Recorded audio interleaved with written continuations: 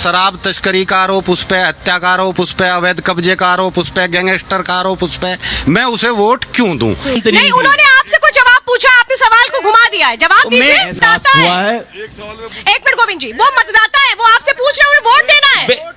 दोस्तों नमस्कार। पहले चरण का वोटिंग खत्म हो चुका है। दूसरे चरण में 26 तारीख को मतदान होना है और आज पश्चिमी उत्तर प्रदेश में सभी राजनीतिक पार्टियों के बड़े नेता प्रचार में व्यस्त रहे। मुख्यमंत्री योगी आदित्यनाथ ने बागपत में रैली की, मेरठ में रोड शो किया। इनके अलावा पूर्व मुख्यमंत्री मायावती ने मेरठ में जनसभा की और पूर्व मुख्यमंत्री अखिलेश यादव को भी बागपत के प्रत्याशी के लिए हर्रा में सभा करने के लिए आना था, लेकिन वो आ नहीं पाए। आज हमारे साथ हैं आरटीआई एक्टिविस्ट और सुप्रीम कोर्ट के एडवोकेट डॉक्टर संदीप पहल, और हम पहल जी से बात करेंगे लोकसभा बागपत के प्रत्याशियों के एफिडेविट के बारे में। चूँकि अब चुनाव में बहुत कम वक्त रह गया है, तो हम कुछ वीडियो आपको वेस्टर्न यूपी के दूसरे चरण की सीटों के जो कैंडिडेट्स हैं उनके शपथ पत्रों, उनके हलफनामे के बारे में बताएंगे कुछ वीडियो में। और आज हम इस वीडियो में डॉक्टर पहल से एनालिसिस कराएंगे बागपत लोकसभा सीट के तीनों मुख्य दलों के प्रत्याशियों के एफिडेविट का। डॉक्टर साहब, सबसे पहले किस प्रत्याशी का हलफनामा आपके पास है? मेरे पास राजकुमार सांगवान, अमरपाल और प्रवीण बंसल जी। मैंने मुख्य, क्योंकि 3 पार्टी हैं, बाकी और प्रत्याशी भी मैदान में हैं जी, लेकिन मैंने 3 का ही डाउनलोड किया। आपने चुनाव आयोग की वेबसाइट से वहाँ से डाउनलोड कर इनको प्रिंट निकाला, जो इस समय मैं आपके सामने या जनता के सामने और जो वोटर्स हैं उनको इसके तथ्यात्मक तुलनात्मक विवरण बताना चाहूँगा, जिससे कि उनकी वोट सही स्थान पर पहुंचकर सही निर्णय ले सकें। तो सबसे पहले किसका हलफनामा? ये हलफनामा है राजकुमार सांगवान जी। इनकी एजुकेशन क्या है? इनकी एजुकेशन ये PhD है। अच्छा। इतिहास में। अच्छा। इन्होंने अपनी डॉक्टरेट की। और क्या नाम है अपना, दूसरे जो कैंडिडेट हैं जो समाजवादी पार्टी के और कांग्रेस के कैंडिडेट हैं अमरपाल सिंह, इनकी एजुकेशन क्या है? एक मिनट रोक लेना गुरु, जो एजुकेशन देखी थी हमने। सबसे पहले हम तीनों बागपत लोकसभा सीट के तीनों मुख्य प्रत्याशियों के एजुकेशन के रिकॉर्ड पर बात करेंगे कि हलफनामे में उन्होंने अपनी एजुकेशन कितनी दिखाई है। तो हमारे पास डॉक्टर राजकुमार सांगवान जी का। राजकुमार सांगवान जी जो है PhD हैं, MA PhD इतिहास में चौधरी चरण सिंह विश्वविद्यालय। अच्छा, इन्होंने चौधरी चरण सिंह के ऊपर ही PhD। जी जी। इधर अमरपाल जो हैं, जो पंडित अमरपाल शर्मा के नाम से हैं जी, उनका इंटरमीडिएट किया उन्होंने दिल्ली से। ये समाजवादी पार्टी के ये समाजवादी पार्टी के हैं। जो बहुजन समाज पार्टी से हैं उन्होंने MA पॉलिटिकल साइंस में किया है। इनका नाम क्या है? प्रवीण।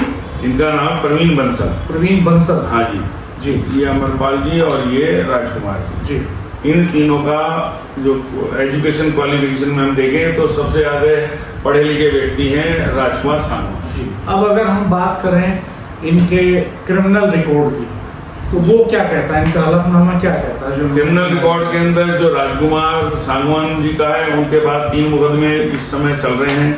वो तीनों मुकदमे ही सरकारी कार्य में बाधा डालने के, लोक सेवकों के अवज्ञा के, मतलब ये बेसिकली ऐसे मुकदमे हैं जो ज्यादातर पॉलिटिकली जो है द्वेष से लिखवाए जाते हैं, जैसे सरकार धरना प्रदर्शन। हाँ, धरना प्रदर्शन इन चीजों से संबंधित हैं जी। क्या आपने सरकारी आपराधिक रिकॉर्ड भी है क्या कुछ? इनका वैसा कोई आपराधिक रिकॉर्ड नहीं है। क्रिमिनल ऑफेंस इनके खिलाफ हो कोई? नहीं, वैसे नहीं है किसी भी तरीके के, जैसे लूट का हो, डकैती का हो, बलात्कार का हो, शराब का हो, ऐसा कोई मुकदमा इनके ऊपर जी कोई दर्ज नहीं। अगर दूसरे कैंडिडेट्स की बात करें, जो अमरपाल जी हैं, अमरपाल जी के ऊपर जो मुकदमे हैं वो कुल मुकदमे हैं 1 2 3 4 5 6 7 9 मुकदमे इनके ऊपर दर्ज हैं। अच्छा। ये 9 के 9 मुकदमे अलग अलग हैं। जैसे शराब बरामदगी इनके पास से हुई होगी अवैध, हत्या से संबंधित मामला 302 307, गैंगस्टर से संबंधित है, मुकदमों में फरारी काटने से, चुनाव आचार संहिता के, भूमि विवाद के हैं 2 मुकदमे। तो अगर देखा जाए इनमें से सिर्फ 2 मुकदमे चुनावी संबंधित आचार संहिता के, बाकी सारे अपराधी हैं और गंभीर अपराध हैं, संज्ञेय अपराध के मुकदमे हैं। 302 क्या होता है? 302 हत्या का मामला, 300 हत्या का प्रयास जी। ये इनके ऊपर धाराएं हैं। आबकारी की हैं तो गिरोहबंद की हैं, जी। तो ये सारी धाराएं इनके ऊपर हैं। तो ये इनका गैंगस्टर भी है क्या इनके पास? जी गैंगस्टर है, गैंगस्टर भी लगी है ये रहा, जी। इसमें लिखा हुआ है गैंगस्टर से संबंधित। जी। थाना खेड़ा गाजियाबाद में है ये, खोड़ा में, खोड़ा थाना खोड़ा में है गाजियाबाद में। जी। इनमें सारी चीजें जो है इन्हीं का एफिडेविट है। और ये जो परवीन जी हैं इनके ऊपर बसपा से चुनाव लड़ रहे हैं, इनके ऊपर जो मुकदमा वो SC/ST एक्ट का ही है जी। लगा हुआ, जी। जो एक मुकदमा है जी। ये कड़कड़डुमा दिल्ली कोर्ट में इनके ऊपर चल रहा है। जी। ज्योति नगर थाना ज्योति नगर दिल्ली में दर्ज है जो मुकदमा हुआ था। ये एफिडेविट्स में कैंडिडेट्स ने मेंशन किया। जी बिल्कुल। अगर संपत्ति की बात करें, संपत्ति के अंदर जो राजकुमार सांगवान जी इनके पास संपत्ति के नाम पर इनकी गांव में लगभग 6.25 बीघे जमीन है, जी। जो हमेशा से ही इनके जो भाई हैं चाचा गाँव में वही बोते हैं। जी। जो नकदी इनके पास है 40,500 है। जी। 2 खाते हैं, उनमें दोनों खातों में मिलाकर लगभग 7,000 रुपए इनके हैं। इनके पास कोई एक इनके पास वो है पिस्टल है जिसकी कीमत 60,000 रुपए है। जी। जो इनके पास कुल ये संपत्ति है। इनके पास कोई मकान, कोई मकान नहीं है इनके पास, कोई प्लॉट नहीं है, कोई चीज नहीं, कार नहीं है इनके पास, जेवर वगैरह कुछ? कोई जेवन नहीं है, कोई इनके पास कोई जेवन नहीं है। जी। अविवाहित हैं, अकेले हैं। जी। और कोई इसी को चीज नहीं है। एफिडेविट सामने। इन्होंने अपना पेशा क्या दिखाया? इनमें पेशा ये अभी मेरठ कॉलेज से रिटायर हुए थे। जी। इतिहास विभाग में लेक्चरर थे। जी। वहां से रिटायर हुए अभी। डॉक्टर साहब, आपने इन हलफनामों का विश्लेषण करते हुए संपत्ति का ब्यौरा भी देखा होगा तीनों मुख्य प्रत्याशियों का। जी। तो हमें एक एक का बताइए। डॉक्टर सांगवान का बताइए पहले कि उनके पास क्या संपत्ति है। डॉक्टर सांगवान के पास 40,000 रुपए नगद है। जी। और करीबन 7,000 रुपए अकाउंट में है। जी। और इनके पास जो गांव में 6.25 बीघे जमीन है, जी। जिससे पे मैंने कभी जाते नहीं देखा, क्योंकि कृषि इनके भाई ही करते हैं उस पर। जी। हमेशा उन्हीं के पास रही। जी। ये इनके पास और एक पिस्टल है। जी। बस इसके अलावा इनके पास तो फिलहाल इनकी आजीविका ये है कि ये मेरठ कॉलेज से रिटायर्ड है और रोज जी वही आजीविका। जी। अब दूसरे जो प्रत्याशी हैं समाजवादी पार्टी के पंडित अमरपाल जी, उनके पास जो है एक फॉर्च्यूनर है। जी। 1 किलो डॉक्टर सांगवान के पास कार है? नहीं, कोई गाड़ी नहीं है। जी। सब कुछ यही है जो मैंने बताया। जी। ये अमरपाल जो है, जी। इनके पास अमरपाल शर्मा के पास एक फॉर्च्यूनर है। जी। ठीक है, जिसकी कीमत 30 लाख रुपए बताई गई है। जी। 1 किलो 600 ग्राम इनके पास सोना है कुल। जी। इसकी कीमत 1 करोड़ 12 लाख बताई गई है। जी। 1 किलो 800 ग्राम सोना इनकी पत्नी के पास है और 5 किलो चांदी है। जी। 1 करोड़ 26 लाख और 35 लाख इनकी कीमत है। जी। ठीक है जी। बच्चों के LIC वगैरह वो सब चीजें, उनसे कोई भी इशू नहीं है। इनके पास होटलों में साझेदारी है, जमीनें हैं, खाते हैं, ये करोड़पति हैं, मोटा इनके पास पैसा है। एक राइफल, एक पिस्टल अमरपाल शर्मा जी के पास है, इनकी पत्नी के पास भी पिस्टल है। जी। होटलों में साझेदारी है, जमीनें हैं और करीबन 3,000 गज जमीन के पास डाबर के सामने गाजियाबाद में दिखाई है कि पावर अटॉर्नी है। जी। इस तरह की बहुत सारी अपार्टमेंट सब चीजें इनके पास जी। हैं। मूल रूप से व्यापारी हैं, धनाढ्य हैं। जी। और जो क्रिमिनल रिकॉर्ड है मैंने जो है आपके सामने ला दिया है, इनका कितना बड़ा क्रिमिनल रिकॉर्ड है। तीसरे जो प्रत्याशी हैं, जो तीसरे BSP से हैं, जो BSP से इनके पास जो है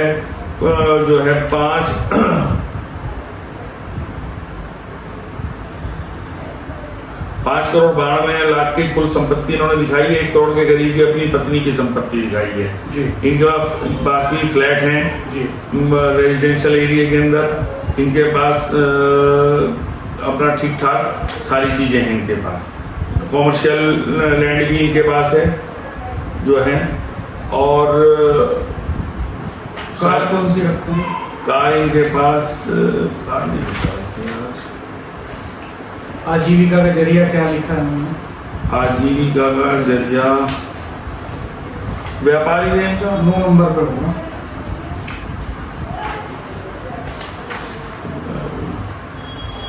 उसके बाद आरोहण आजीविका का सारे उसके बाद एसेट्स के बाद ऑक्यूपेशन, डिटेल्स ऑफ प्रोफेशन और ऑक्यूपेशन। एडवोकेट है, self advocate, high court, Delhi high court. और इनकी पत्नी जो प्रिंसिपल है पब्लिक स्कूल के अंदर। जी।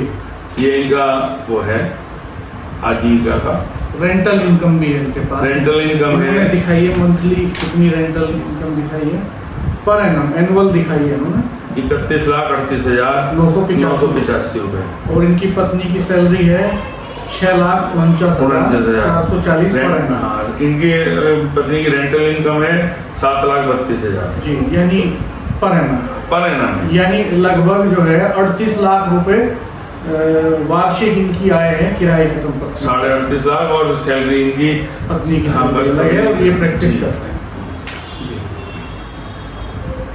और कोई खास सोर्स ऑफ इनकम ट्यूशन से है, इसी तरीके से ट्यूशन भी पढ़ाता है। हाँ जी। तो खास बात ये इन तीनों के अंदर जो आपको बताना चाहूंगा जी, क्योंकि जनता को निर्णय बोले एमए पॉलिटिकल साइंस और एलएलबी है। हाँ जी। तो इसके अंदर मुख्य बात क्या है, तीनों जने चुनाव लड़ रहे हैं। ये राजकुमार सांगवान है जी, तो इनका नाम राजकुमार सांगवान लिखा हुआ है, इसी नाम से लड़ रहे हैं, इसी नाम से सब चीजें हैं। ये अमरपाल जी हैं, लेकिन अपना नाम और प्रचार पंडित अमरपाल शर्मा के नाम से कर रहे हैं जी। ये तीसरे हैं जो अपने प्रवीण बंसल जी हैं, लेकिन इनको बंसल जी को बैंसला भी लिखना पड़ रहा है अपने नाम के साथ। तो हम इन सब चीजों में अगर बारीकी में जाएं तो हम ये पाते हैं कि जो राजकुमार सांगवान यहाँ पर चुनाव लड़ रहे हैं वो जमीनी नेता हैं। एक ही पार्टी में व्यक्ति काम करने वाला व्यक्ति है, पार्टी बदलने वाला नहीं, व्यापारी नहीं है। जो नेतृत्व करने की क्षमता, समाज के अंदर काम करने के जो गुण होने चाहिए वो इस व्यक्ति के अंदर है। सभी जाति धर्म के अंदर काम करता है ये व्यक्ति। ये जो है आयातित नहीं है, जमीनी जो नेता है ये व्यक्ति। और बाकी लोग हैं ये पार्टियां बदलना, व्यापार करना और राजनीति के अंदर भी इनका आना एक जनता के साथ धोखे जैसा है, क्योंकि ये तो आएंगे और चले जाएंगे और अपने व्यापार को ही बढ़ाना इनका एकमात्र उद्देश्य रहेगा।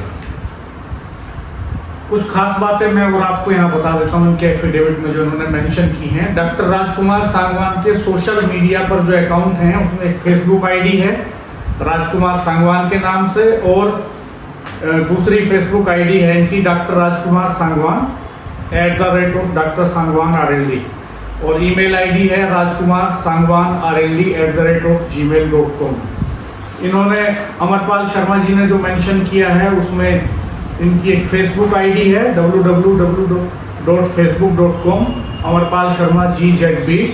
ट्विटर पर भी इनका अकाउंट है, और ये इनकी जो वेबसाइट है अमरपाल शर्मा जी की वो www.amarpalsharma.com है। प्रवीण बैंसला की भी हम आपको बता देते हैं कि इन्होंने क्या मेंशन किया है। ये प्रवीण बैंसला ट्विटर पे भी है एडवोकेट बैंसला के नाम से, @प्रवीण बैंसला इंस्टाग्राम अकाउंट है इनका, प्रवीण बंसल इनका फेसबुक अकाउंट है, और प्रवीण बैंसला एडवोकेट इन हिंदी ये फेसबुक का अकाउंट है इनका। तो आप लोग इन तीनों नेताओं के सोशल मीडिया अकाउंट्स पर जाकर भी इनके बारे में जानकारी ले सकते हैं, देख सकते हैं। और ये एफिडेविट्स डॉक्टर साहब ने डाउनलोड किए इलेक्शन कमीशन की वेबसाइट से, और कैंडिडेट्स ने खुद ही ये फाइल किए हैं इलेक्शन कमीशन में। इसके अलावा कुछ और जानकारियां देखते हैं हम इनकी। यहाँ मोबाइल नंबर भी मेंशन किए इन्होंने, और डॉक्टर राजकुमार सांगवान का मोबाइल नंबर यहाँ मेंशन है, मैं आपको बताना चाहूँगा 9412200015। और अमरपाल शर्मा जी ने भी मेंशन किया अपना मोबाइल नंबर यहाँ पर। इनका मोबाइल नंबर है 9811098474। और प्रवीण बैंसला ने भी अपना मोबाइल नंबर यहाँ मेंशन किया 7428232211। इसके अलावा मैं एक बार कोशिश करता हूँ कि कुछ और जानकारियाँ जो आपके लिए ज़रूरी हों। ये सब चर्चा हम इसलिए कर रहे हैं कि 26 तारीख में चुनाव होना है। वैसे तो आप अधिकांश बातें कैंडिडेट्स के बारे में जान ही चुके हैं, 1 महीने से ज़्यादा चुनाव लड़ते हैं सारे कैंडिडेट्स को, हो गया है नॉमिनेशन फाइल हुए भी काफ़ी लंबा समय हो गया, आपके बीच में प्रचार कर रहे हैं लोग। लेकिन एफिडेविट्स बहुत महत्वपूर्ण होते हैं, क्योंकि उसमें एफिडेविट्स में अगर ब्यौरा झूठा पाया जाता है बाद में तो कैंडिडेचर पर भी खतरा होता है, इलेक्ट होने के बाद भी रिस्क होते हैं। तो इसलिए इलेक्शन कमीशन में डिटेल्स फाइल करनी होती हैं। हम कुछ और सीटों के कैंडिडेट्स के एफिडेविट्स के एनालिसिस के साथ फिर दोबारा हाजिर होंगे। आपका बहुत बहुत धन्यवाद डॉक्टर साहब, और हम आपसे उम्मीद कर रहे हैं कि हम जब मेरठ या किसी दूसरी और सीटों के दूसरे चरण की कैंडिडेट्स के एफिडेविट का एनालिसिस करें तो आप हमें समय दें। धन्यवाद, नमस्कार। नमस्कार।